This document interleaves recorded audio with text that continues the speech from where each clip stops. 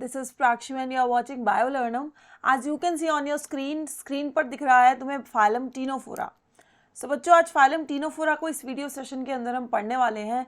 Detail में एक एक कैरेक्टरिस्टिक को आज हम पढ़ेंगे फाइलम टीनोफोरा के. तो एनिमल किंगडम का तीसरा फाइलम है. 2 फाइलम ऑलरेडी मैं कवर कर चुकी हूँ.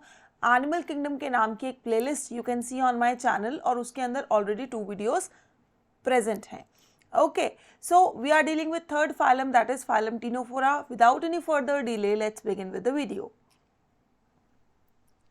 तो बच्चों अगर मैं बात करूं फाइलम टीनोफोरा की कि टीनोफोरा के फाइलम के अंदर किस तरीके के ऑर्गेनिजम्स देखे जाएंगे, तो ये जो ऑर्गेनिजम्स होते हैं they are basically transparent gel like organisms होंगे. जेली की तरह ये होंगे. ठीक है, अपने हाथ पे रखोगे तो कैसा दिखेगा? जेली की तरह. जेल लाइक क्रिएचर है ये. अब इस पर्टिकुलर ऑर्गेनिज्म के बारे में अगर मैं बात करूं तो फाइलम टीनोफोरा को हम 2-3 और नामों से भी जानते हैं, जैसे कि कॉम्ब जेलीज. अब jellies you can relate with because organism कैसा है? जेली लाइक है. देन सी वॉलनट्स. सी वॉलनट्स बोलते हैं हम इसकी शेप के बेसिस पर. देख सकते हो ctenophores are commonly called comb bearers और कॉम्ब जेलीज और सी वॉलनट्स. कि टीनोफोरन्स को हम कॉम्ब बियरर्स. अब कॉम्ब बियरर्स हम क्यों बोल रहे हैं? Because as you can see in this particular picture ये कुछ टीनोफोरन्स है. ओके, इस पर्टिकुलर पिक्चर के अंदर यहां पर तुम्हें कुछ दिख रहा है. Can you see something over here? Can you see something यहां पर? अच्छा, इस पर्टिकुलर टीनोफोरा के अंदर क्या है ये? इसको बोलते हैं कॉम्ब प्लेट्स. ठीक है, तो बिकॉज कॉम्ब प्लेट्स प्रेजेंट होती हैं टीनोफोरा के अंदर, इसलिए इस पर्टिकुलर फाइलम का कॉमन नेम क्या है? Comb bearers. ओके, जिसके पास क्या है? कॉम्ब प्लेट्स हैं. Then comb jellies. Comb jellies इसलिए बोल रहे हैं क्योंकि इसका जो अपीयरेंस है वो जेली की तरह है. ठीक है, और सी वॉलनट्स. सी वॉलनट्स हम इसलिए बोल रहे हैं बिकॉज इसका जो अपीयरेंस है, जो इसका शेप है, वो किससे मिलता जुलता है? वॉलनट से. वॉलनट क्या होता है बच्चों? अखरोट. ठीक है, सो वॉलनट से मिलता जुलता इसका अपीयरेंस रहेगा और उसके बेसिस पर इसको हम सी वॉलनट भी बोलेंगे. एग्जाम्पल है प्लूरोब्रेकिया टीनोप्लेना. ठीक है, तो ये 2 एग्जाम्पल्स हैं हमारे पास किसके? फाइलम टीनोफोरा के. आगे बढ़ते हैं जनरल कैरेक्टर्स के ऊपर. तो अगर मैं जनरल कैरेक्टर्स की बात करूं तो क्या क्या जनरल कैरेक्टर्स? सबसे पहले हैबिटेट की मैं बात करूंगी. तो कैसे हैं ये? कहाँ पर रहते हैं ये ऑर्गेनिजम्स? रहते हैं ये पानी के अंदर. कैसे पानी के अंदर रहेंगे? So they are marine animals. They are found in oceans. ठीक है, तो फ्रेश वाटर में ये हमें देखने को नहीं मिलेंगी, सिर्फ मरीन वाटर में ही ये देखने को मिलेंगे. Already I have told you कि पहले जो 3 फाइलम है एनिमल किंगडम के, that is phylum Porifera, phylum Coelenterata and this phylum is phylum Ctenophora. तो तीनों फाइलम जो है एक्वेटिक हैं. ठीक है, अब अगर मैं टीनोफोरा की बात करूं तो ये कैसे पानी में रहता है? मरीन वाटर में रहता है. Alright, moving on to next character, body symmetry. तो बॉडी सिमेट्री कैसी है? रेडियली सिमेट्रिकल है. किसी भी प्लेन से हम इसको कट कर सकते हैं, जो भी इसके सेंटर से पास होके जाएगा into 2 equal halves. Okay, then coming to level of organisation. Level of organisation की अगर मैं बात करूं तो टिश्यू लेवल ऑफ ऑर्गेनाइजेशन है. Cells are smart enough that they are aggregated to combine and form a tissue. Because जब पता है सेल्स को एक ही फंक्शन परफॉर्म करना है तो क्या करते हैं? वो क्लब हो जाते हैं and they form a tissue. Alright, so tissue level of organization है. ऑर्गन्स अभी देखने को नहीं मिलेंगे. Next character is tentacles. तो फाइलम टीनोफोरा के अंदर टेंटिकल्स की अगर मैं बात करूं तो टेंटिकल्स मे बी प्रेजेंट और एब्सेंट. तो मे बी है, हो भी सकता है, नहीं भी हो सकता. देन व्हेन प्रेजेंट, जब प्रेजेंट होंगे, the number of tentacles is 2. तो या तो होंगे या नहीं होंगे. अगर होंगे तो कितने होंगे? 2 होंगे. Alright, then they are solid and possess adhesive cells called chloroblast, जिसको हम लासो सेल्स भी बोलते हैं. तो क्या होते हैं? सॉलिड होते हैं. ठीक है, टेंटिकल्स की बात हो रही है यहाँ पर. और क्या होते हैं? इनके पास एडहेसिव सेल्स प्रेजेंट होते हैं. एडहेसिव क्या होता है? चिपकने वाला कुछ. ओके, जैसे फेविकोल है, it is what? Adhesion glue. इसी तरीके से हमारे एडहेसिव सेल्स कैसे होंगे? फेविकोल की तरह होंगे. कहीं पर भी क्या करेंगे? चिपक जाएंगे। ऑलराइट, देन इसको हम क्या बोलते हैं, कोलोब्लास्ट बोलते हैं एडहेसिव सेल्स को, या फिर lasso cells. Alright, moving on, next character is bioluminescence. अब जो टीनोफोर्स होते हैं वो एक स्पेशल प्रॉपर्टी शो करते हैं, जो प्रॉपर्टी क्या है, बायोल्यूमिनेसेंस की प्रॉपर्टी है। तो बच्चों बायोल्यूमिनेसेंस की प्रॉपर्टी क्या होती है, जुगनू देखा है, मूवी में देखा हो, कहीं किसी पिक्चर में देखा हो, क्या होते हैं, लाइट एमिटिंग होते हैं। रात के समय में in the darkness they emit light. So जब कोई लिविंग ऑर्गेनिज्म लाइट एमिट कर रहा है तो हम बोलते हैं कि this particular organism is showing the property of bioluminescence. Okay, so the ability of organism to emit light, तो लाइट एमिटिंग ऑर्गेनिजम्स रहेंगे। It is well marked in ctenophores. देख सकते हो इस पर्टिकुलर पिक्चर के अंदर कितने खूबसूरत लग रहे हैं ये टीनोफोर्स। डार्कनेस के अंदर पिक्चर क्लिक किया गया है जिसके अंदर ये ctenophores they are emitting light, glow कर रहे हैं, है ना। So they are looking extremely beautiful in this picture also, देख सकते हो। सो देख सकते हो ये इंडिविजुअल यहाँ पर क्या है, अंधेरा है तो darkness you can C, observe it. और ये क्या कर रहे हैं, टीनोफोर्स क्या कर रहे हैं, they are emitting light. So they are light emitting organisms. They show property of bioluminescence. Okay. Moving on to body form कि टीनोफोर्स का बॉडी फॉर्म कैसा है, किस तरीके का बॉडी का उनका स्ट्रक्चर है। All right, so ctenophores have transparent body, बता चुकी हूँ कैसा है इसका, ट्रांसपेरेंट बॉडी है। The body shape varies from flat to oval, तो फ्लैट भी हो सकती है, चपटी भी हो सकती है और ओवल भी हो सकती है। All right, the external surface of the body bears 8 median comb plates. This particular character is very very important, तो बहुत ज़्यादा इंपॉर्टेंट है ये पर्टिकुलर कैरेक्टर कि टीनोफोर्स के अंदर क्या प्रेजेंट होते हैं, टीनोफोर्स के अंदर कॉम्ब प्लेट्स प्रेजेंट होते हैं। Now these comb plates bear cilia, क्या होते हैं इसके ऊपर, सीलिया होते हैं।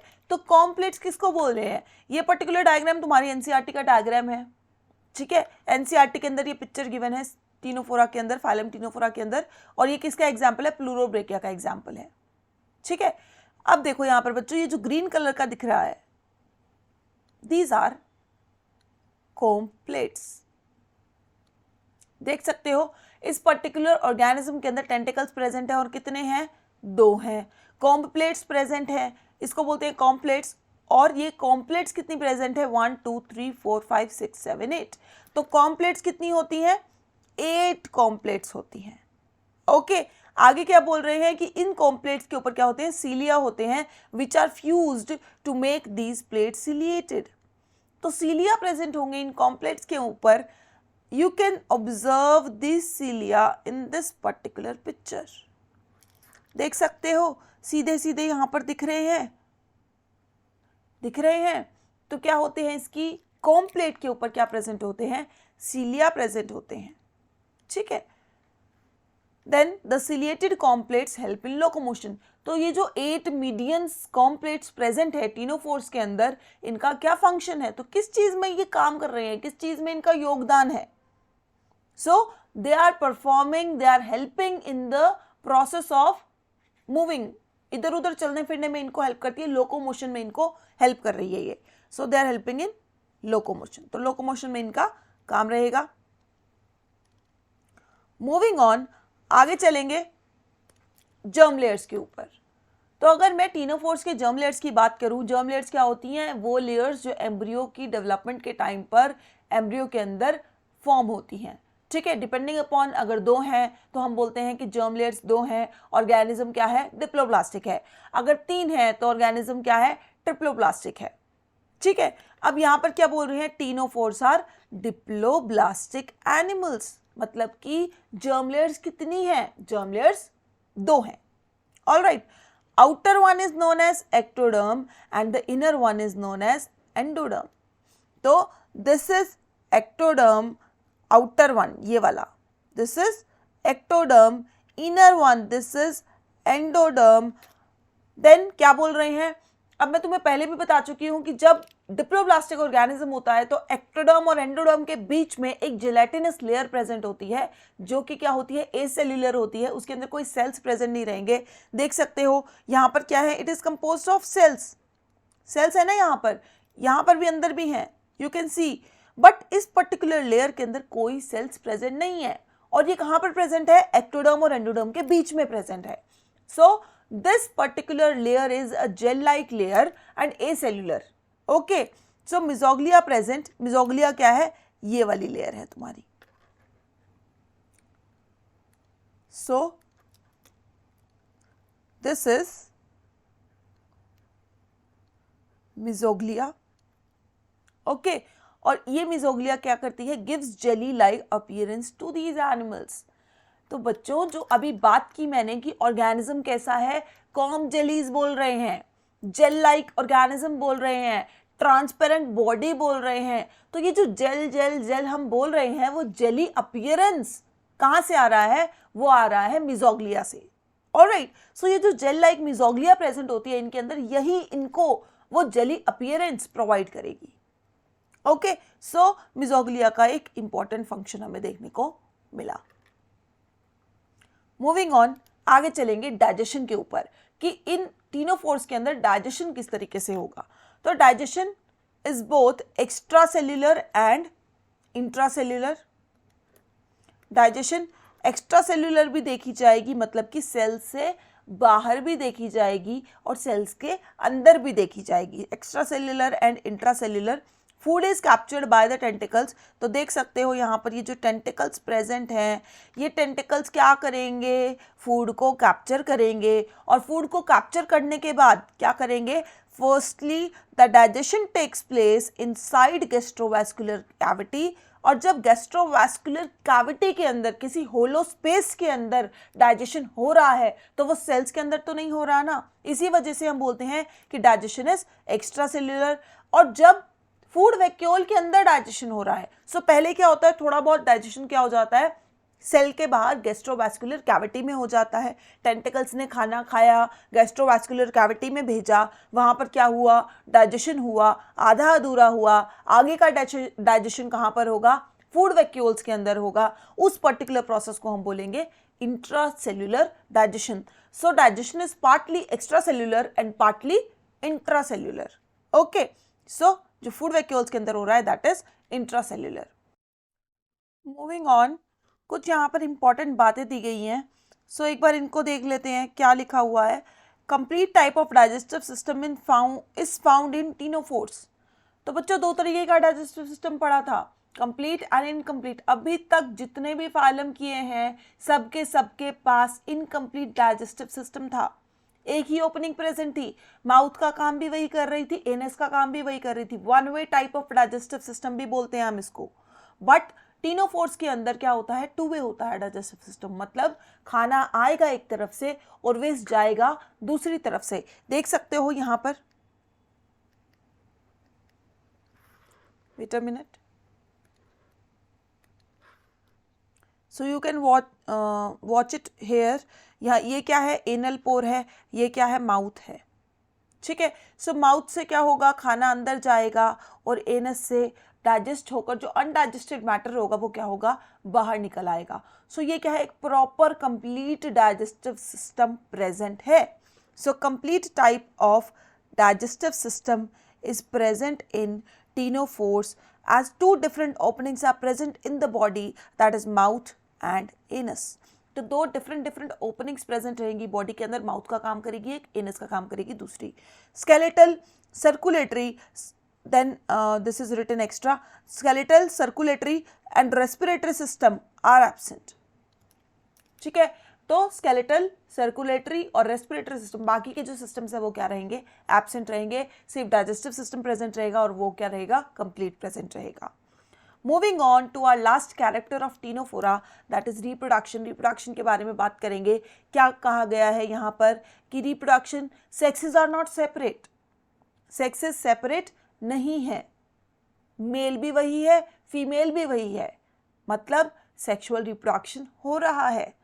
ठीक है, सेक्सेस की तभी बात की जाएगी जब जब सेक्सुअल रिप्रोडक्शन होगा, सिंपल है ना। So reproduction takes place only by sexual means, सिर्फ सेक्सुअली ही रिप्रोडक्शन होगा. फर्टिलाइजेशन इज एक्सटर्नल, एक्सटर्नल यानी बाहर के मीडियम में, बाहर का मीडियम यानी पानी के अंदर क्या होगा, फर्टिलाइजेशन होगा. विद इनडायरेक्ट डेवलपमेंट, तो इनडायरेक्ट डेवलपमेंट क्या होती है, जब जाइगोट से हमारा नया इंडिविजुअल डायरेक्टली नहीं बनता, बीच में कोई ना कोई लार्वल स्टेज आ जाती है. तो दो तरीके से देखी जाएगी डेवलपमेंट, एक होगी डायरेक्ट, एक होगी इनडायरेक्ट. अगर मैं बात करूँ डायरेक्ट डेवलपमेंट की, तो ये वो डेवलपमेंट है जिस डेवलपमेंट के अंदर हमारे पास जाइगोट बनता है ना बच्चों. सो जाइगोट बना, जाइगोट से सीधा नया इंडिविजुअल बन गया. सो जाइगोट से सीधा नया इंडिविजुअल जहां बना वो डेवलपमेंट है डायरेक्ट. और जब जाइगोट से सीधा सीधा नया इंडिविजुअल नहीं बनता, बीच में आती है लार्वल फॉर्म और वो आगे जाकर नया इंडिविजुअल बनाती है, तो ये डेवलपमेंट हो जाती है इनडायरेक्ट. ठीक है, तो अब इनडायरेक्ट डेवलपमेंट है ये तो पता चल गया. लार्वल फॉर्म देखी जाएगी, पता चल गया. तो कौन सी लार्वल फॉर्म देखी जाएगी, सिडिपिड लार्वा देखा जाएगा. ठीक है, तो डेवलपमेंट इनडायरेक्ट रहेगी with the presence of cydippid larva. So this was all about phylum Coelenterata. I hope this video is going to be helpful for you. See you in the next video. Till then, take care. Bye bye.